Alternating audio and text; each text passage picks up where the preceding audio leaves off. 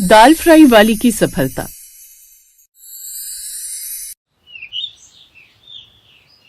सुबह तड़के उठते ही शीतल अपने छोटे से कमरे में लकड़ी के चूल्हे पर कुछ पकाने लगी। धुएं से उसकी आंखें लाल हो रही थीं, पर फिर भी होठों पर मुस्कान थी। लेकिन चूल्हा जलाने से घर में धुआं धुआं हो जाता है। उसी कमरे में सो रही उसकी बेटी सुकन्या बोली, अरे माँ, इतनी सुबह सुबह क्या कर रही हो? सारे घर में धुआं धुआं हो गया है, नींद भी खराब हो गई है। दाल फ्राई बना रही हूँ, देखते हैं आज से हमारी किस्मत बदलती है या नहीं। कुछ साल पहले तक शीतल देवी के घर भी चूल्हा किसी और की मेहनत से जलता था। उसका पति मनोज रेलवे में मामूली नौकरी करता था, लेकिन ईमानदारी में पहाड़ जैसा मजबूत था। लेकिन एक दिन रेलवे पुल पर हादसा हुआ और शीतल की दुनिया उजड़ गई। सरकारी मदद कुछ महीने तक चली, फिर खत्म। अब रोटी का सवाल रोज सामने था। उसने लोगों के घरों में बर्तन मांजे, कपड़े धोए, लेकिन कहीं पर भी उसे न तो इज्जत मिली और न ही पेट भरने लायक पैसा। एक दिन जब सुकन्या की तबीयत खराब हुई तो उसके काफी पैसे लग गए जो उसने बचा कर रखे हुए थे। लोगों के यहाँ खाना बनाती हूँ, लेकिन उसमें भी कुछ खास बचत नहीं होती, इसलिए अब खुद का ही कोई काम करूं। लेकिन क्या करूं वो समझ में नहीं आ रहा। माँ, तुम जब दूसरों के घर का खाना बना सकती हो तो खुद के लिए क्यों नहीं? क्या मतलब बिटिया? मतलब लोगों को अपने हाथ का खाना बनाकर खिलाओ। वैसे भी आप दाल फ्राई कितनी अच्छी बनाती हो। ये बात सुनकर शीतल हैरान रह गई। लेकिन फिर ठेला खरीदने के पैसे कहाँ से आते? शीतल देवी को कोई उपाय नहीं सूझा। उसने सोने की नाक की लौंग गिरवी रखी और 3000 में एक जर्जर ठेला लिया। ठेले को देख उसके आस पड़ोस के लोग उसका मजाक उड़ाने लगे। अरे शीतल, अब ठेला चलाओगी? आज तक कभी चलाया भी है? हालत तो देख जरा इसकी। भूख कुछ नहीं देखती और मेहनत शर्म नहीं मांगती। इधर उधर सबके सामने हाथ फैलाने से तो अच्छा है ना कि मैं अपना काम करूं, 2 रोटी चैन की मिल जाए, बस और क्या चाहिए। इसके बाद उसने पहली बार अपने हाथों की मशहूर दाल फ्राई बनाई। न महंगे मसाले, न बटर की मोटी परत, बस प्याज, टमाटर, देसी घी का तड़का। वो ठेला लेकर काम पर निकल पड़ी। ऐसे ही सुबह से शाम हो गई, कोई ग्राहक नहीं। हे भगवान, अगर आज कोई मेरी दाल खा ले तो मैं समझूंगी तूने साथ नहीं छोड़ा। तभी एक रिक्शे वाला उसके पास आया। बहन, खाना बचा है क्या? हाँ भैया, बचा हुआ है, सारा बचा हुआ है। क्या दाम है? 25 रुपए की प्लेट है भैया। ठीक है, लगा दो। रिक्शे वाले ने खाया, फिर थाली चाट कर बोला, वाह बहन, ऐसी दाल फ्राई तो मैंने कभी भी नहीं खाई। कितना स्वाद है रे तेरे हाथों में। ये सुनकर शीतल देवी मुस्कुराई। उसने हाथ जोड़कर भगवान को धन्यवाद दिया और फिर 2-3 लोग और आए। दाल फ्राई और चूल्हे की रोटी खाकर सबने खुशी खुशी पैसे दे दिए। उस दिन उसकी 200 रुपए की कमाई हुई। उस रोज उसको करोड़पति जैसा एहसास हुआ। घर आकर जब ये बात उसने अपने बच्चों को बताई तो बच्चे हंस पड़े। माँ, तुम तो ऐसे खुश हो रही हो जैसे कि तुमने करोड़ों रुपए कमा लिए हो। भला आज के टाइम में 200 में आता क्या है? माँ, तुम्हें पता है, मेरे स्कूल में 200 रुपए तो बच्चे ऐसे ही कुल्फी और आइसक्रीम पर खर्च कर देते हैं, और तुम ये 200 रुपए लेकर इतनी खुश हो रही हो। मेरे बच्चों, मैं तुम्हें कैसे समझाऊं कि ये 200 रुपए मेरे लिए आज करोड़ रुपए के बराबर ही है। ये एक आशा की किरण है, ये मेरा सपना है। अब तुम देख लेना, भगवान की कृपा से एक दिन यही पैसे हम लोगों की जिंदगी बनाएंगे। अपनी माँ की ऐसी बातें सुनकर दोनों बच्चे अपनी माँ पर मुस्कुरा पड़े। लेकिन शीतल के लिए वो 200 रुपए वरदान से कम नहीं थे। वो उसके आत्मविश्वास को बढ़ा रहे थे। रोज सुबह 5 बजे उठकर वो चूल्हे पर दाल पकाने के लिए रख देती और फिर ठेले पर सजाकर वो बेचने के लिए निकल पड़ती। धीरे धीरे ग्राहकों की लाइन लगने लगी और धीरे धीरे लोगों ने आकर उसके हाथों का स्वाद चखा तो बस चखते रह गए। आओ आओ, गर्मा गर्म दाल फ्राई खाओ।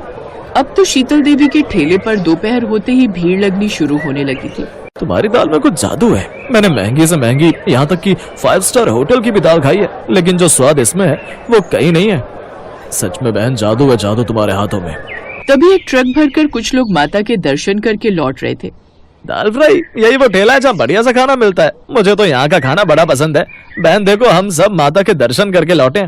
इन सभी श्रद्धालुओं को बड़ी भूख लग रही थी, लेकिन मैंने कहीं भी ट्रक नहीं रोका, क्योंकि मैं जानता था जो मजा इन्हें यहाँ का खाना खाने में आएगा ना, वो किसी और खाने में नहीं मिलेगा। यहाँ का खाना सस्ता होने के साथ साथ टेस्टी भी है। शुक्रिया नमित भाई जी, आप जब भी आते हैं मेरे ठेले पर बिना तारीफ किए नहीं जाते। अरे मैं अकेला ऐसा थोड़ी नहीं हूँ। अब आप देखना, ये जितने भी श्रद्धालु यहाँ से खाना खाकर जाएंगे ना, वो सब दोबारा यहाँ जरूर आएंगे। फिर शीतल ने उन सभी लोगों को दाल फ्राई और नान परोसी, वो भी हरी चटनी और प्याज के साथ, जिसे खाते ही वो सब खुश हो गए, क्योंकि इतनी टेस्टी चीज उन सबने कभी नहीं खाई थी। सबने उसकी खूब तारीफ की और उस रोज उसकी और भी अच्छी कमाई हुई और दिन पर दिन उसकी तरक्की होती गई। माँ, आज समझ आया कि जब हम उस दिन तुझ पर हंस रहे थे, फिर भी तू इतनी खुश क्यों थी। तुम्हारी मेहनत के कारण ही हम दोनों पढ़ पा रहे हैं। अब शीतल देवी ने देर रात को भी काम करना शुरू कर दिया ताकि बेहतर कमाई हो सके। एक रोज, माँ तुम आराम कर लो ना, पूरा दिन कितना काम करती हो। नहीं, यही मेरी कमाने की उम्र है बच्चों, अगर अब मैं घर पर बैठ गई तो क्या ही काम करूंगी। फिर एक शाम तेज बारिश में भी शीतल ठेला लेकर निकली। सड़क पर पानी भर गया, लोग घरों में छिपे थे। उसी वक्त एक कॉलेज की लड़की आई। आंटी, आप इस हालत में भी काम कर रही हैं? बिटिया, बारिश भूख नहीं रोकती और पेट शर्म नहीं जानता, बता अब क्या दूं तुझे खाने को। लड़की ने उससे बस दाल ही ली और खाने लगी। आज वो घर से बस खाली रोटी लेकर आई थी। जब उसने दाल फ्राई खाई तो उसकी बहुत तारीफ की। अब वो लड़की रोज उसकी दाल खाने लगी।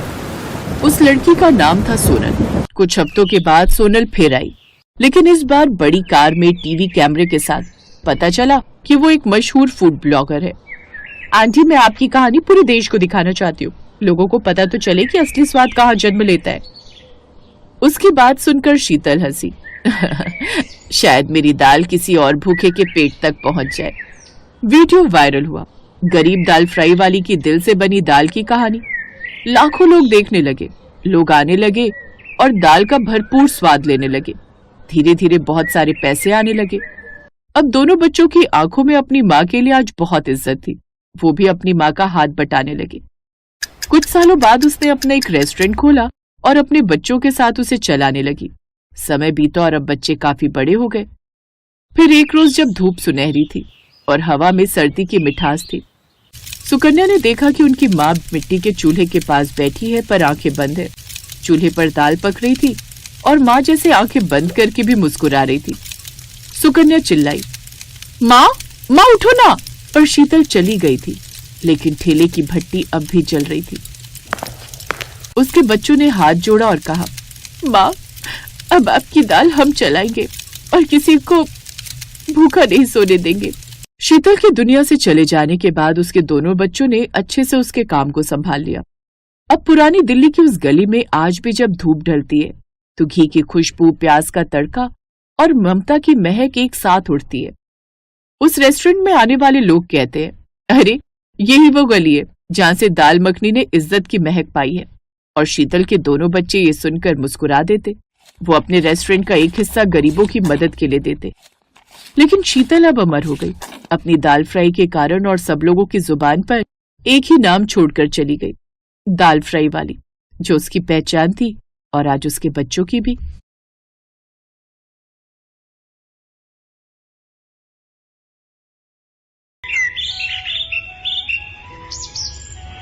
रोशन भाई, मुझे एक फुल प्लेट दाल देना। मुझे भी एक फुल दाल। अरे हाफ दाल पैक करना रोशन। सुरेश, मैंने दाल को तड़का लगा दिया है, सबके ऑर्डर पैक कर दे। इसकी खुशबू बिल्कुल माँ की तड़का दाल जैसी है। माँ, काश तुम मेरे साथ होती। माँ, तुम्हारे जाने के बाद मुझे अपनी गलती का एहसास हुआ। तुम्हारी कमी कोई पूरी नहीं कर पाएगा माँ। रोजाना शाम के 7 बजे से रोशन के ढाबे पर भीड़ लग जाती थी, जिसकी सबसे बड़ी वजह थी रोशन के ढाबे की दाल तड़का। उसके ढाबे पर दाल खाने और पैक करवाने के लिए लाइनें लग जाती थी। ये दाल सिर्फ एक व्यंजन नहीं था, ये रोशन की माँ के प्यार का एक हिस्सा है, जिस माँ को रोशन 2 साल पहले खो चुका है। रोशन ने ये ढाबा 1.5 साल पहले अपनी माँ अन्नपूर्णा के नाम से अन्नपूर्णा भोजनालय शुरू किया। रोशन का ढाबा आज उसकी उसी माँ की तड़का दाल की वजह से प्रसिद्ध हुआ था। अन्नपूर्णा ने अपने बेटे को दाल तड़का का वो हुनर सिखा दिया, जिससे आज रोशन का ढाबा बहुत ही ज्यादा फेमस हो चुका था।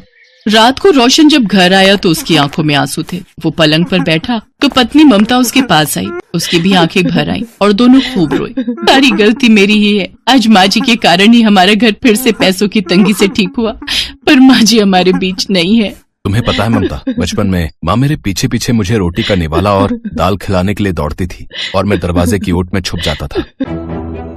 रोशन, रोशन बेटा कहाँ है? देख अब तंग मत कर, जल्दी से आजा बेटा, मुझे काम पर जाना है। तू दाल रोटी खा लेगा तो मुझे तसल्ली रहेगी, कम से कम तू पीछे से भूखा नहीं रहेगा। जल्दी से आजा बेटा, मुझे देर हो रही है। माँ मैं तो यहाँ हूँ, मुझे ढूंढो। अच्छा, तू वहाँ दरवाजे के पीछे खड़ा है। पति के जाने के बाद रोशन की माँ अन्नपूर्णा घरों में खाना बनाने का काम करने लगी। धीरे धीरे रोशन बड़ा हुआ। अन्नपूर्णा गांव के सेठ के घर में खाना बनाने का काम करके पैसे जोड़ जोड़ कर उसको पढ़ाती लिखाती रही। अन्नपूर्णा ने कभी भी अपने ऊपर ध्यान नहीं दिया। वो तो बस यही चाहती थी कि उसका बेटा रोशन पढ़ लिख कर अपने पैरों पर खड़ा हो जाए। अरे अन्नपूर्णा, कभी अपने ऊपर भी ध्यान दे दिया कर। तेरी साड़ी कितनी फटी हुई है? इस महीने की पगार दूंगी तो तू अपने लिए एक साड़ी खरीद लेना। सेठानी जी, इस महीने तो बहुत मुश्किल हो जाएगा। रोशन के कॉलेज की फीस भरनी है। मैं आपसे कुछ एडवांस के रुपए भी मांगने वाली थी। अगर आप मुझे 2000 रुपए और एडवांस दे देती तो बड़ी मेहरबानी होगी। अन्नपूर्णा, वो बात तो ठीक है, मैं दे दूंगी, पर तुझे थोड़ा बहुत अपने लिए भी तो रखना चाहिए। कल का क्या भरोसा, बहू आने के बाद बेटा तुझे भूल जाए और शहर में ही बस जाए। सेठानी जी, मेरा बेटा ऐसा नहीं है। देखना, अच्छी नौकरी मिलते ही वो मुझे शहर ले जाएगा। मैं तो ऐसा ही चाहती हूँ। तूने गरीबी में पैसे जोड़ जोड़ कर अपने बेटे को पढ़ा लिखाई दिया। अच्छा सुन, ये साड़ियाँ लेती जा। तेरी साड़ी बहुत फट गई है, मैं तो अब ये साड़ी पहनती नहीं हूँ, तेरे काम आ जाएगी। शुक्रिया सेठानी। और फिर रोशन शहर में ही पढ़ाई पूरी करके नौकरी करने लगता है। कुछ दिनों तक तो रोशन सेठानी के घर जब अन्नपूर्णा काम पर होती थी तो सेठानी के मोबाइल फोन पर अन्नपूर्णा से बात कर लेता था, पर कुछ समय बाद उसका मोबाइल पर फोन आना बंद हो गया। सेठानी जी, रोशन का कोई फोन तो नहीं आया? बड़े दिन हो गए, उससे बात नहीं हुई। नहीं अन्नपूर्णा, अगर कोई फोन आता तो मैं तुझे बता ही देती। अच्छा, नंबर तो मेरे मोबाइल पर है उसका, तू कहे तो मिलाकर देखूं? हाँ, मिलाकर देख लो सेठानी जी, बड़ी चिंता हो रही है। पता नहीं रोशन किस हाल में है। ठीक है, मैं मिलाती हूँ। सेठानी उस नंबर पर फोन मिलाती है जिस नंबर से रोशन फोन किया करता था, पर फोन नंबर स्विच ऑफ आ रहा था। अगले कई दिनों तक अन्नपूर्णा सेठानी के फोन से उस नंबर पर फोन करवाती रही, पर अक्सर ही वो नंबर स्विच ऑफ आता था। फिर एक दिन किसी लड़की ने उस पर फोन उठाया। हेलो, कौन बोल रहा है? मुझे रोशन से बात करनी है।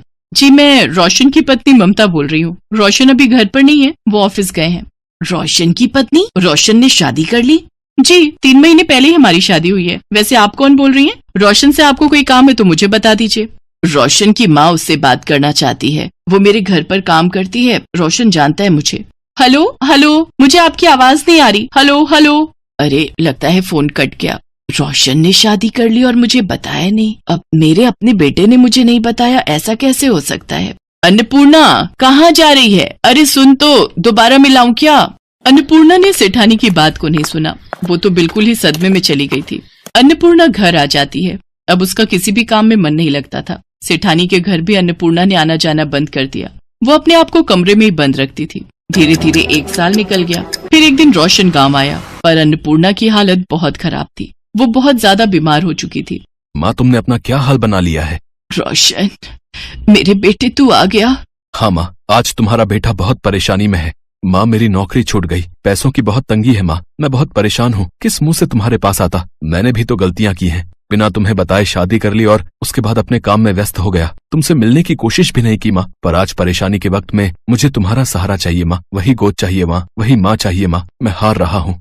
रोशन मेरे बच्चे, चिंता मत कर, सब ठीक हो जाएगा। मेरी दुआएं तेरे साथ हैं।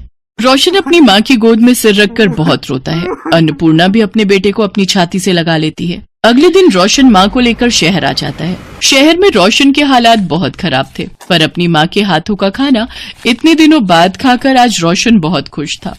आज इतने दिनों बाद आपके हाथ की दाल खाकर पुराने दिन याद आ गए।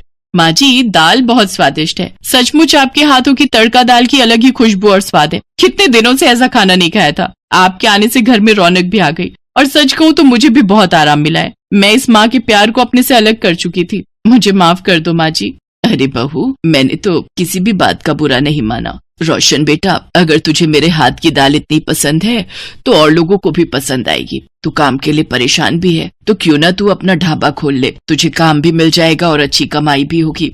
माँ, वो तो ठीक है, पर मेरे पास अभी इतने पैसे नहीं है कि मैं अपना ढाबा खोल सकूं।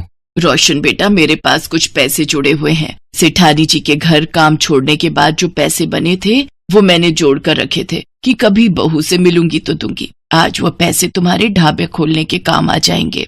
रोशन और ममता की आंखें आंसुओं से भर आती हैं। वो चाह कर भी अन्नपूर्णा के एहसानों को नहीं चुका सकते थे। अन्नपूर्णा ने अपना पूरा जीवन अपने बच्चों के लिए जोड़ने में निकाल दिया। रोशन ढाबा खोलने की तैयारी कर ही रहा था कि तभी बीच में अन्नपूर्णा की तबीयत खराब हो गई और फिर एक रात अन्नपूर्णा सोई तो दोबारा कभी नहीं उठी। अन्नपूर्णा के दिए हुए पैसों से ही रोशन अपनी माँ की याद में अन्नपूर्णा भोजनालय की शुरुआत करता है। अरे रोशन, पता ही नहीं चला सुबह के 4 बज गए। बातों ही बातों में समय कब बीत गया ध्यान ही नहीं रहा। हाँ ममता, माँ की बहुत याद आ रही है। ममता, माँ हमें देख सुन रही होंगी ना? हाँ रोशन, माँ हमारे साथ ही और हमेशा रहेंगी। रोशन जानता था कि आज वो जो कुछ भी है उसकी माँ की वजह से ही है। तभी तो कहते हैं, लबों पर जिसके कभी बद्दुआ नहीं होती, लबों पर जिसके कभी बद्दुआ नहीं होती, एक माँ ही तो है जो अपने बच्चों से कभी खफा नहीं होती। Best buddies. Hello friends. Thanks for watching this video. अगर आपको ये वीडियो पसंद आया है तो प्लीज लाइक, सब्सक्राइब, कमेंट्स करें इस वीडियो पर और हाँ, शेयर करना भी ना भूलें। और भी मजेदार वीडियो देखने के लिए नीचे दिए गए बेल आइकॉन को दबाएं। देखते रहिए बेस्ट बडीज।